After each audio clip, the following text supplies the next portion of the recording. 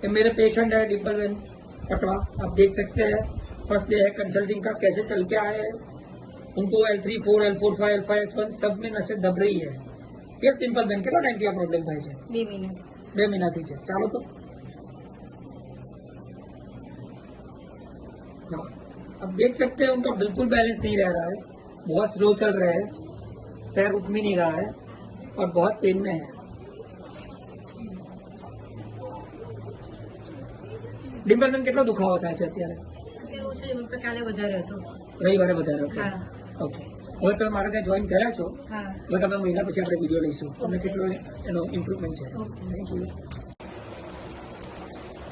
ये मेरे पेशेंट है डिम्पल बेन, आपने देखा हुआ था पहले जो मेरे यहाँ ज्वाइन हुए थे, उनको बहुत पेन था, बहुत तकलीफ में आए हुए थे। अभी आप देख सकते हैं बिल्कुल ठीक चल रहे हैं, 100% रिकवरी दी है मैंने। यस डिम्पल बेन, કેવું લાગે છે તમને? બોલો। 100% રિકવરી છે, જે તકલીફો પડતી હતી બધી દૂર થઈ ગઈ છે।